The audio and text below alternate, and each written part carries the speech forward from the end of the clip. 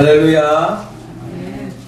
우리를 위하여 십자가에 못 박혀 죽으시고 성천하셔서 지금 하나님의 나라를 예비하시고 우리 모두에게 슬픔과 고통과 눈물이 없는 하나님의 나라를 예비하신 우리 주님을 향하여 할렐루야 찬양대에서 귀한 찬양을 올렸습니다. 우리 주님께서 영광 중에 받아주신 줄로 믿습니다. 찬양의 가사처럼 우리가 몸은 이 세상에 지금 살고 있지만 가까운 훗날에 주님 재림하시는 그날에 혼인잔치의 참량을 받고 주님이 예비하신 그 하나님의 나라에서 영생 복락하는 우리 모두가 되기를 주의 이름으로 축원합니다. 이 시간 우리 옆 사람과 한번 복음을 나눕시다. 우리는 천국을 삽니다. 아멘.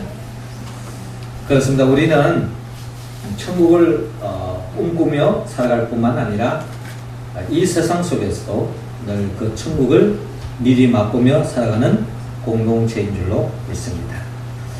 이제 9월이 지나고 10월이 왔습니다. 달력 한 장을 넘기고 나니까 갑자기 날씨가 쌀쌀해지고 가을을 만끽할 수 있는 것 같습니다. 가을 하늘 아래 코스모스가 피어나는 이 가을을 바라볼 때에 이 가을은 뭐니 해도 가을은 결실의 계절이다 하는 것을 우리 이야기하지 않을 수 없습니다. 감나무에도 또 대추나무에도 또 사과나무에도 탐스러운 열매들이 주렁주렁 열매 맺는 이 가을 또한 결실의 계절이요 수확의 계절입니다. 이 나무마다 이렇게 많은 열매를 맺는 것처럼 우리도 영적으로 주 안에서 많은 열매를 맺어야 할 것인데 특별히 성경은 우리 모두에게 성령의 9가지 열매, 사랑과 희락과 화평과 오래 참음과 자비와 양성과 충성과 온유와 절제의 열매를 주님은 많이 맺기를 원합니다. 농부가 가꾼 그 과실수의 열매가 많아질 때에 기뻐하는 것처럼 우리의 삶 속에 이 성령의 9가지 열매를 많이 맺어서 이 성령의 열매로 인하여서 우리가 천국을 더욱더 사모하며 이 세상 속에서도 그 천국의 기쁨을 누리며 살아갈 때에 우리 주님은 더없이 우리를 통하여 기뻐하실 줄로 믿습니다.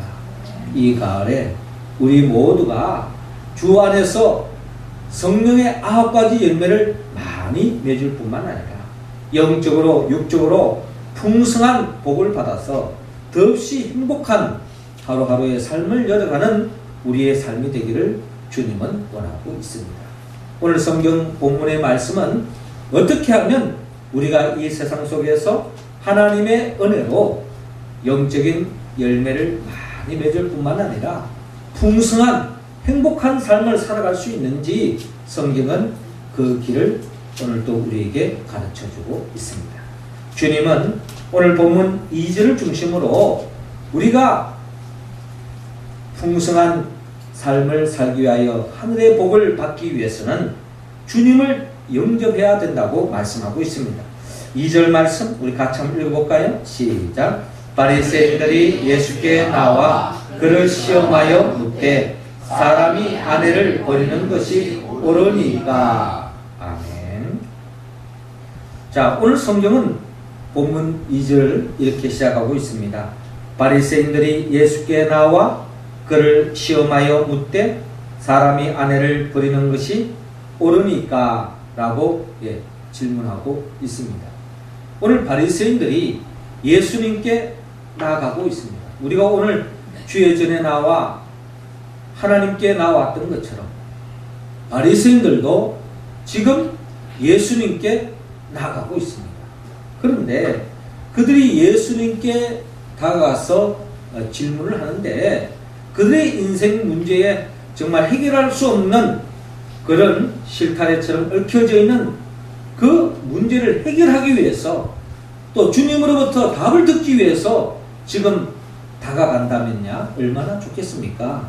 그런데 지금 이들이 다가가는 목적은 예수님을 시험하기 위해서 다가가고 있다는 것을 오늘 성경은 우리에게 보여주고 있습니다. 그러니까 지금 바리새인들은 예수님께 나아가는 것은 주님으로 인하여 문제를 해결하기 위하여 그들이 진정한 구원을 입기 위해서 주님께로 다가가는 것이 아니라 주님을 올무를 걸어서 주님을 넘어뜨리기 위해서 주님을 죽이기 위해서 그들은 시험하며 주님께 다가가고 있는 바리새인들의 모습을 우리는 바라볼 수 있습니다. 바리새인들이 이처럼 예수님을 시험하는 것은 결국 주님을 죽이기 위한 목적이었습니다. 지금 우리가 이제 마가복음 10장을 읽고 있습니다만은 이제 마가복음 10장을 기점으로 해서 이제까지 예수님은 제자들에게 복음을 전파하며 그 복음을 통하여 어떻게 하면 하나님의 나라를 맛볼 수 있는가, 하나님의 나라를 확장하기 위하여 말씀하시고 표적과 이적을 일으키는 우리 주님이신 것을 볼 수 있는데, 이제 11장에 넘어가면은 이제 예수님께서 십자가를 향하여 고난받기 위한 그런 길을 가고 있는 주님을 우리가 확연히 바라볼 수 있습니다. 자, 이런 전환 속에서 바리새인들은 지금 예수님을 십자가에 못 박혀 죽이기 위해서 명분을 삼고 있고 올무를 긁기 위해서 다가가고 있는 바리새인들의 모습인 것입니다. 바리새인들은 한마디로 하나님의 아들로 이 땅에 오신 예수 그리스도를 영접하고 있지 않는 것을 우리는 바라볼 수 있습니다. 여러분, 바리새인들이 어떤 사람입니까? 바리새인들은 하나님을 모르는 사람이 아닙니다. 그 누구보다도 그들은 자칭 하나님을 가장 경외하고 하나님의 말씀대로 산다라고 자부했던 사람들이 바리새인들이었습니다. 근데 진작 하나님의 아들로 이 땅에 오신 그 예수 그리스도를 그들은 받아들이지 않습니다. 영접하지 않습니다. 예수를 그리스도로 고백하지 않습니다. 그들은 예수님을 받아들이지 않고 하나님의 아들로 오신 예수를 영접하지 않은 채 결국 올무를 걸어서 예수님을 죽이려고 하고 있는 이 바리새인들의 모습. 그들은 주님을 영접하지 않기 때문에 결국 마귀의 종도 타고 있는 바리새인들의 모습을 바라볼 수 있어요. 우리는 이러한 바리새인들을 바라보면서 참으로 불쌍하다 하는 생각을 가질 수 있습니다. 어떻게 본다면 예수님에 대해서 모르기 때문에 또 하나님에 대해서 모르기 때문에 하나님의 아들 예수를 인정하지 않는 건 나름대로 이해할 수 있어요. 그런데 자칭 하나님을 가장 잘 믿는다고 하는 이 바리새인들이 예수님을 영접하고 있지 않더라라는 것입니다. 우리의 신앙도 자칫 잘못하면 이 바리새인과 같은 오류를 범할 수 있습니다. 특별히 신앙의 연조가 깊을수록 모태신앙 충분히 우리가 자랑할 만한 이야기입니다. 그런데 신앙의 연조가 깊고 또 영적으로 교회 공동체 속에서 직분이 높아가면 높아갈수록 우리는 바리새인과 같은 신앙의 자리에 머무를 수 있는 가능성이 다분해진다 하는 것을 우리는 기억해야 한다는 것입니다. 우리도 혹시 바리새인들처럼 자칭 하나님을 잘 믿는다고 하면서도 주님을 우리가 온전히 영접하지 않고 주님의 통치함을 입지 않아서 하나님의 나라를 멀어져 가는 그런 인생을 살아가고 있지 않은지 우리 자신을 늘 성찰하고 우리 자신을 헤아려 보아야 할 것입니다. 우리는 주님을 영접해야 합니다. 주님을 영접할 때야만이 주님이 가지고 오신 그 하나님의 나라의 복을 우리가 일상 속에서 누릴 수 있다. 매 순간순간 주님으로부터 통치함을 입지 않으면 하나님의 나라는 뭐 죽고 난 뒤에 천국 가는 것, 물론 그것도 우리가 큰 받은 복입니다만은 그것이 우리의 예수 믿는 이유가 아니죠. 죽어서 천국 가는 것은 말할 것 없고 이 땅에서 그 하나님의 나라의 기쁨을 우리가 미리 맛보는 것, 이 또한 주님이 원하시는 바입니다.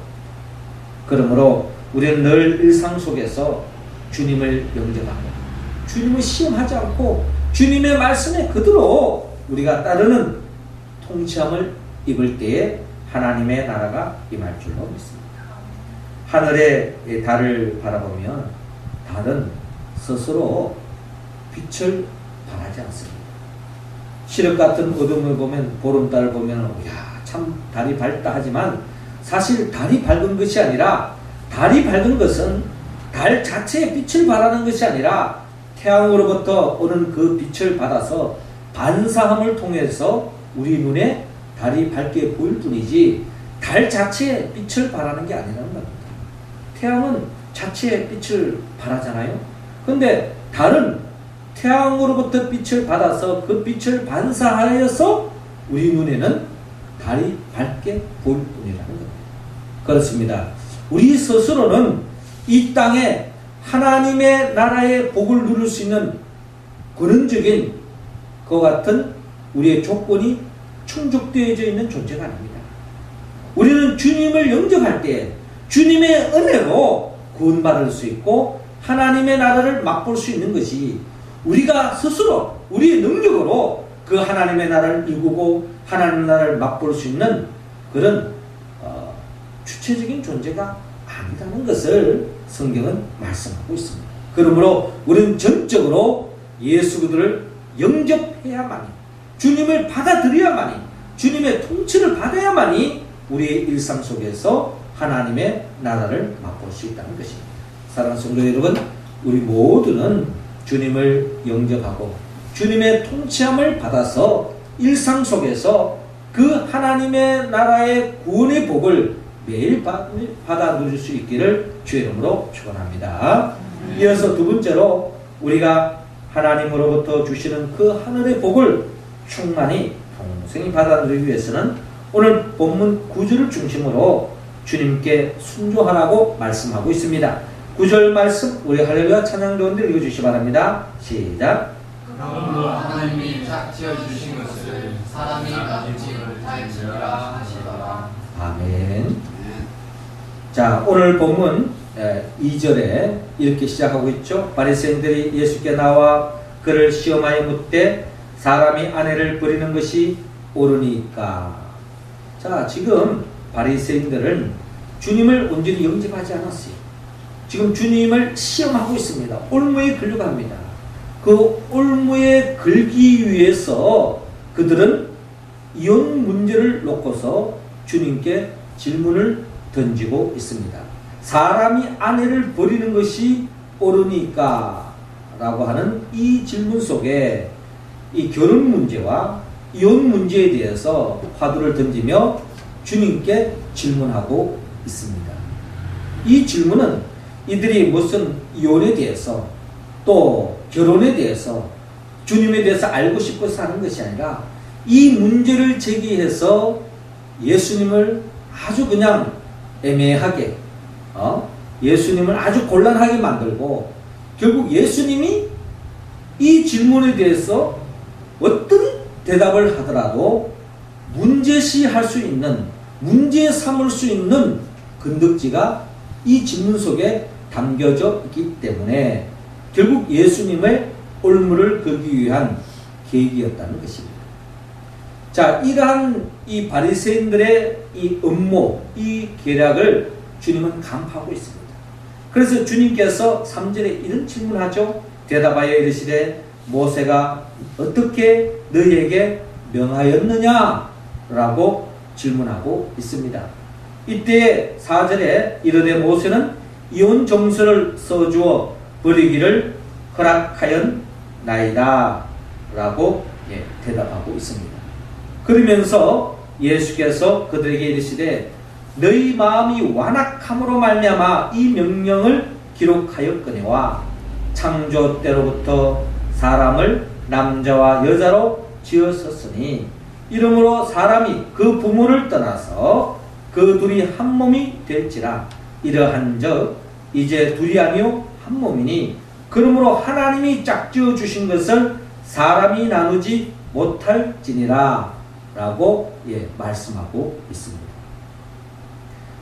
자, 오늘 주님이 대답하시는 내용을 헤아리기 전에 이 바리새인들이 왜 지금 이혼 문제를 왜 끄집어냈느냐 하는 것입니다.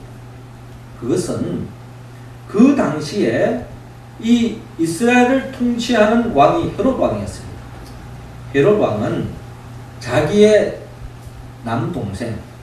동생의 아내가 너무 아리따웠어요. 그 동생의 아내 이름이 헤로디아였습니다. 그래서 이 헤롯 왕이 동생의 아내를 욕심을 가지고 동생 아내를 차지하기 위해서 결국 동생을 죽여버립니다. 그리고 동생 아내를 취하여서 다시 결혼하는 거죠. 참 있을 수 없는, 그러나 그 당시에 어떤 로마 세계 속에서, 이방 세계 속에서는 권력 잡은 자가 갑질하는 거죠. 충분히 그럴 수 있는 이야기입니다. 힘이 있으니까. 그러나 하나님의 말씀의 관점에 봤을 때는 이것은 엄청나게 잘못된 것을 살인하는 거죠. 남의 것을 도둑질한 것입니다. 남의 아내를. 그러니까 이거는 있을 수 없는 이야기입니다. 여기에 대해서 세례 요한이 여기에 대해서 잘못을 지적을 했습니다. 여기에 대해서 헤롯 왕은 세례 요한을 눈에 가시로 생각했던 거예요. 그리고 헤로디아인들 그걸 마음 편하게 생각했겠습니까? 헤로디아도 불편하게 생각했던 거예요. 세례 요한이 자꾸 사람들에게 헤롯이 잘못했다, 만행을 저질렀다, 죄를 저질렀다, 저렇게 해가지고 무슨 위정자냐, 이 나라를 무슨 통치를 하느냐, 무슨 모범이 되느냐 하고 계속 비판을 하니 눈에 가시로 가는 겁니다. 그러니 양심의 가책을 자꾸 느낀 나머지 결국 세례 요한을 죽여버렸습니다. 자, 이것이 그 시대 속에서 아주 민감했던 정치적인 문제였습니다. 자, 예수님도 여기에 대해서, 예언에 대해서 해라 해도 문제고 하지 마라 해도 문제가 되는 것입니다. 하지 마라 그러면 정치적인 문제가 야기되어지는 거예요. 그리고 또 해라 한들 그 속에도 특별히 성경에 간음한 것 외에 이혼을 하고 한 것에 대해서는 그것은 잘못됐다고 했던 것입니다. 특별히 바리새인들에게도 이것에 대해서 아주 민감하게 생각했는데, 간음 외에 이혼하는 것에 대해서는 무조건 이것은 하나님의 뜻을 거스르는 거다라고 생각했던 그야말로 그런 아주 보수적으로 생각하는, 이혼에 대해서 부정적으로 생각하는 그런 학파가 있었던 것입니다. 그런데 반해서 이 할렐 학파 같은 경우는 같은 바리새인 안에서도 굉장히 개방적이었습니다.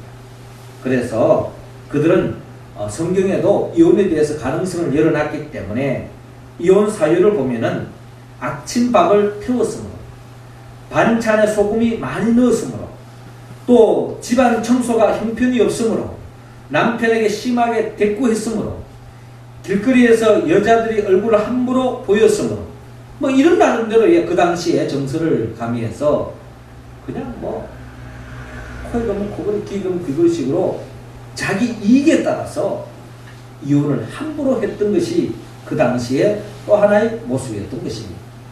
그래서 결국에는 이 예수님이 뭐라고 말씀을 하시든지 종교적으로도 문제가 되어지고 정치적으로 문제가 되어지는 이런 문제를 야기시켜 놓고 있습니다.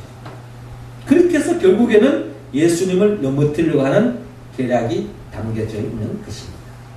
자, 여기에 대해서 주님은 원론적으로 말씀하십니다. 이 결혼에 대해서 한마디로 이 결혼은 하나님이 정해주신 것이다. 그리고 또한 주님께서는 하나님이 짝지어 주신 것을 사람이 나누지 못할지니라 라고 말씀하시면서 이 결혼 문제, 이혼 문제에 대해서 너희 임의로 하는 것이 아니라 하나님이 정해주셨다면 이것을 지켜야 된다고 말씀하고 있습니다. 자, 주님은 이 말씀을 통해서 단순히 결혼, 이혼 문제를 지금 이야기하려고 하는 것이 아니라 주님이 지금 말씀하고자 하는 것은 하나님의 말씀을 놓고서 그 바리새인들이 자기 임의대로 해석하고 자기에게 유리한 쪽으로 자기의 이해관계에 따라서 하나님의 말씀을 해석하고 이용했다 하는 것에 대해서 주님이 지적하고 있는 것을 우리는 헤아려야 합니다. 그러니까 주님은 바리새인들이 하나님을 믿고 하나님 말씀대로 산다고 그렇게 말을 하고 있지만 하나님의 말씀을 자기 임의대로 해석하고 자기 이익에 따라서 해석하고 있는 그런 모습에 대해서 주님이 지적하고 있다는 것입니다. 그 말은 뭡니까? 결국 바리새인들은 하나님 말씀대로 산다고 자부하고 있지만 하나님의 말씀에 그대로 순종하지 않고 하나님의 말씀을 지키는 듯 하면서 그것을 이용하고 있더라. 이게 예수님이 바라본 바리새인들의 특징입니다. 한마디로 하나님의 말씀을 있는 그대로 받아들이지 않고 자기 임의로 해석하고 법 자체가 코에 검은 코걸이, 귀에 검은 귀걸이지 않은 그런 해석이 있듯이 하나님의 율법을 자기 임의대로 그렇게 사용하고 있더라. 이 부분에 대해서 주님이 말씀하는 것입니다. 결국 바리새인들은 하나님의 말씀을 있는 그대로 순종하기보다는 하나님의 말씀을 이용하여서 자기 이익을 챙기려고 하는 자기 자신을 위한 그런 바리새인들의 모습을 지적하고 있습니다. 특별히 결혼 부분에 대해서 우리도 그런 경향이 점점 더 깊어져 가고 있습니다. 성경에 의하면 이 결혼 제도는 하나님이 정하신 것이고 이 가정은 하나님이 세워주신다고 했는데 뭐 요즘만 그런 것이 아니라 역사적으로 보면 정략 결혼이다 해가지고 결혼을 빌미 삼아가지고 서로 이해관계에 따라 결혼하는 그런 경우가 많잖아요. 집안 간에 또 자기 개인의 이익을 위해서 또 국가 간에도 서로 이익을 위해서 정략 결혼하는 그런 경우가 많습니다. 근데 그게 오늘날 이 시대 속에서도 그대로 많은 사람들이 결혼을 가지고 자기 이익을 위해서 결혼을 이용하는 사람이 있다라는 겁니다. 내 자신을 위해서, 내 자신의 유익을 위해서 진정한 하나님이 세우신 그런 결혼 생활이 아니라 내 이익을 위해서 결혼하고 말이죠. 그러다가 남편이나 아내가 내게 이익이 되지 않았을 때 한순간에 버릴 수 있는 그런 속성이 오늘 현대인들에게 가지고 있다는 겁니다. 그런 모습은 하나님이 기뻐하는 모습이 아니라는 거죠. 이처럼 결혼 문제를 놓고 이혼 문제를 놓고 자기 임의대로 자기 이해관계에 따라 한다면 그것은 궁극적으로 하나님의 말씀에 대해서도 자기 이익이 되면 순종하고 이익이 되지 않으면 하나님의 말씀과 한순간에 저버릴 수 있는 가능성이 있다는 겁니다. 이런 사람은 결국 하나님의 나라의 복을 누릴 수 없습니다. 결혼은 하나님이 정하신 것입니다. 하나님이 짝지어 주신 것입니다. 하나님의 뜻 가운데 그 결혼 질서를 지켜나가야 한다는 것입니다. 우리가 하늘의 달을 보면 그 달이 지구를 중심으로 돌고 있잖아요. 지구도 태양을 중심으로 돌고 있습니다. 이게 하나님의 창조 질서라는 것이죠. 이 달이 지구를 벗어나는 그 순간에는 결국 우주의 미아가 될 수밖에 없습니다. 결국 달은 산산조각 깨어질 수밖에 없는 것입니다. 지구도 마찬가지예요. 이 태양계에서 이 지구가 벗어나는 그 순간에 이 지구촌에 있는 모든 생명체들은 죽음에 이를 수밖에 없고 산산조각 깨질 수밖에 없고 공중분해되게 됩니다. 창조 질서를 지켜나가야 되는 것처럼 이 하나님의 창조 질서는 하나님의 말씀에 의해서 창조되어졌고 하나님의 말씀이 결국 우리의 삶을 지탱할 수 있는 유일한 법칙이라는 것을 성경은 말씀하고 있습니다. 지구가 태양을 중심으로 도는 것처럼, 달이 지구를 중심으로 도는 것처럼, 우리가 하나님 중심으로, 하나님 말씀 중심으로 살 때야만이, 그 말씀에 순종해야 할 때에 진정한 복을 누릴 수 있다는 것입니다. 가나의 혼인 잔치집에 물이 포도주로 변화된 것도 주의 말씀에 순종의 결과였습니다. 보리떡 5개와 물고기 2마리 5,000명 이상이 먹고도 남는 역사도 주의 말씀에 순종의 결과였던 것입니다. 죽은 나사로가 다시 살아나는 것도 주의 말씀에 순종함의 결과였습니다. 우리가 하나님의 말씀에 순종할 때, 때로는 그것이 손해보는 것 같고 잃는 것 같지만, 순종할 때에 거기에 주님이 예비하신 복을 누릴 수 있는 것입니다. 한 알의 밀알이 땅에 떨어져 죽어진다고 하는 것은 모든 것이 잃는 게 아닌가 하는 생각을 가질 수 있습니다.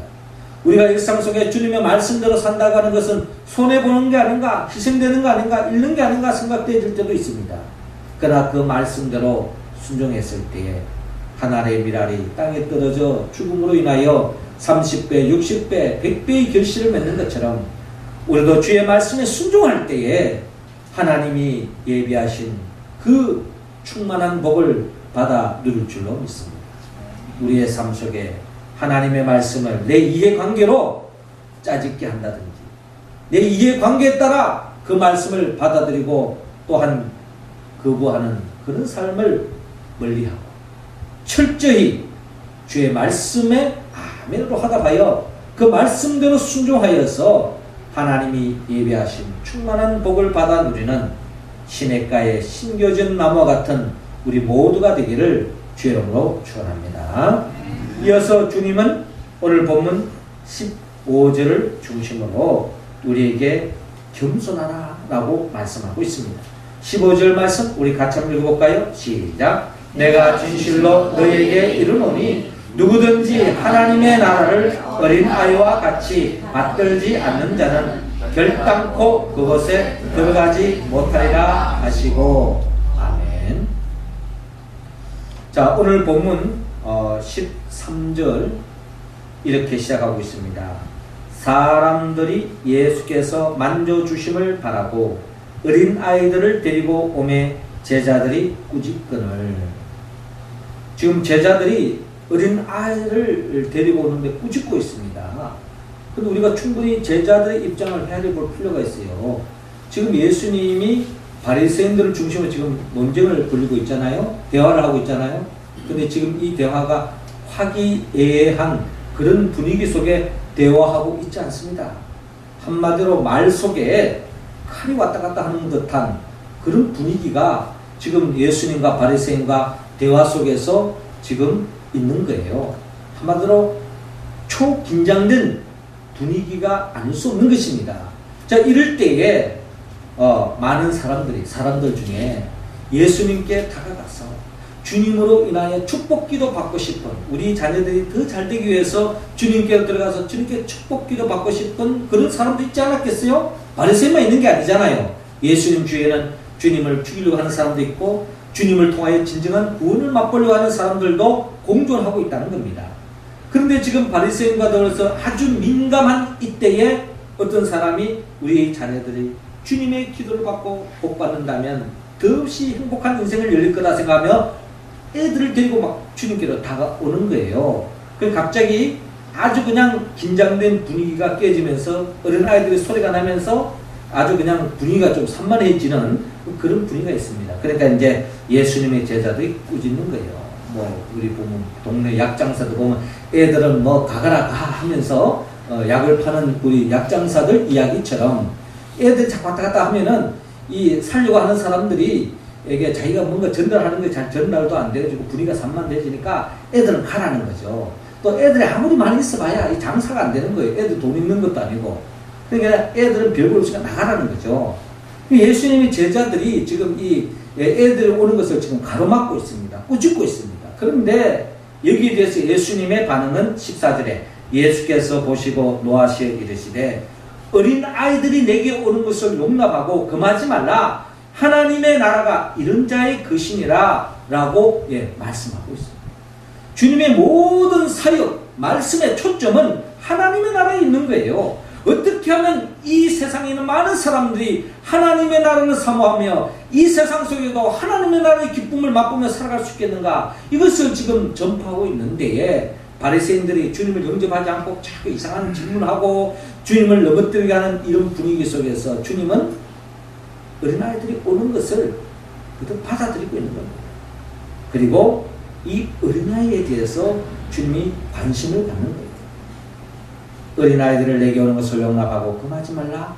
하나님의 나라가 이런 자의 것이니라 라고 말씀하시며 내가 진실로 너희에게 이르노니 누구든지 하나님의 나라를 어린아이와 같이 받들지 않는 자는 결단코 그곳에 들어가지 못하리라 하시고 그 어린아이들을 안고 그들 위에 안수하시고 축복하시니라 라고 말씀하고 있습니다.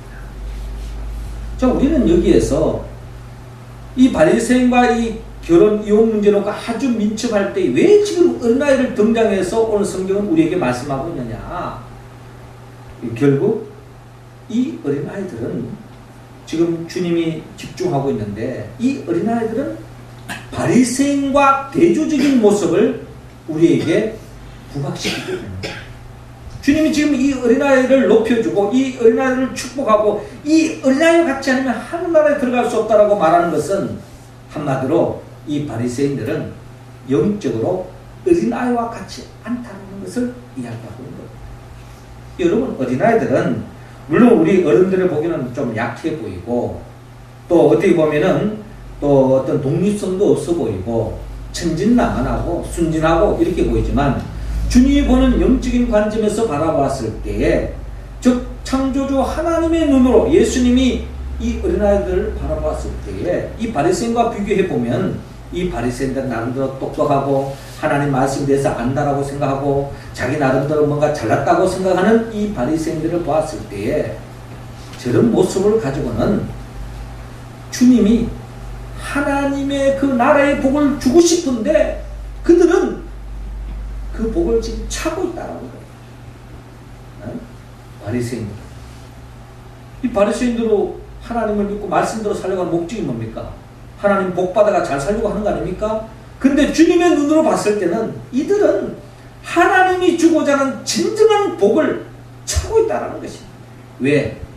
한마디로 지금 머리를 굴리고 있습니다. 장기를 부리고 있습니다. 결국엔 자기 입맛에 안 맞으니까 예수님을 죽이려고 하고 있습니다. 이래가지고 어떻게 하늘의 복을 누릴 수 있냐는 거예요.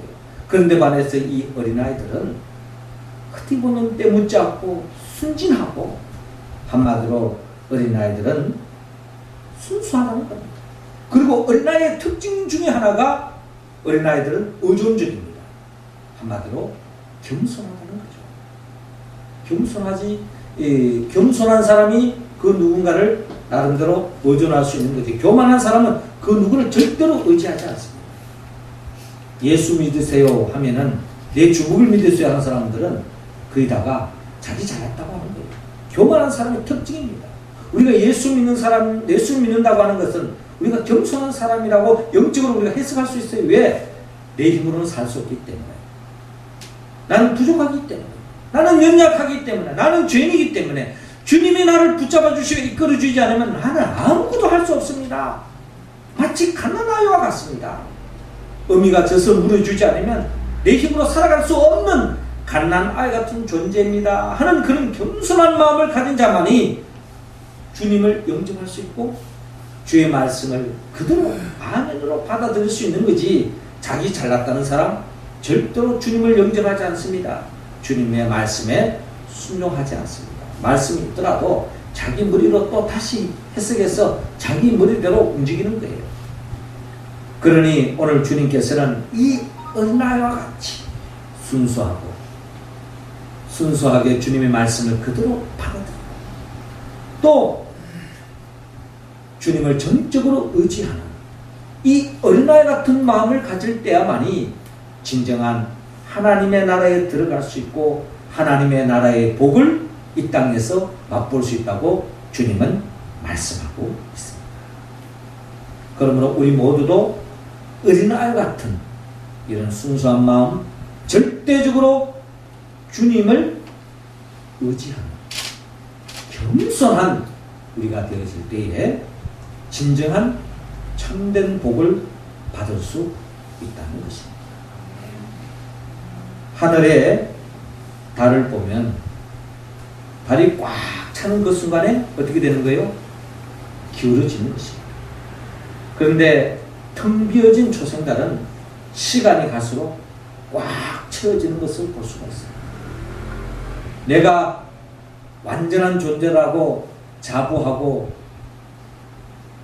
그렇게 생각하는 사람은 결국 기울어질 수밖에 없습니다. 그러니까 나는 부족하다. 주님이 나를 채워주고 주님을 전적으로 의지하는 초승달 같은 어린아 같은 심정을 가진 사람은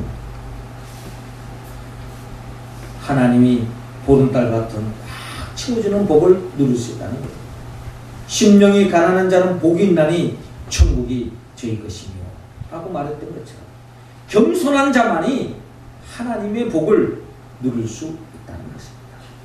사랑하는 성도 여러분, 주님은 이 가을에 우리가 영적인 영육간의 충만한 복을 받아 누리기를 원합니다. 그래서 우리가 주님을 영접하고 순종하고 어린아이같이 겸손해야 된다는 것입니다. 우리가 이 말씀에 온전히 응답할 수 있는 길은 성령의 도움을 받아야 합니다. 성령은 예수님의 영이에요. 나를 위하여 십자가에 못 박아 죽으시고 부활하신 그 예수 그리스도의 영, 그 보혜사의 성령의 충만함을 입을 때야만이 우리는 진정 주의 말씀에 응답할 수 있습니다. 예수님의 제자들도 주님을 영접했습니다. 순종했습니다. 또 겸손한 듯 했습니다. 그러나 성령 받기 전에는 그들도 결국 바리새인과 같이 다 제 갈 길로 가고 주님을 내몰라라 하면서 다 제 갈 길로 갔던 사람입니다.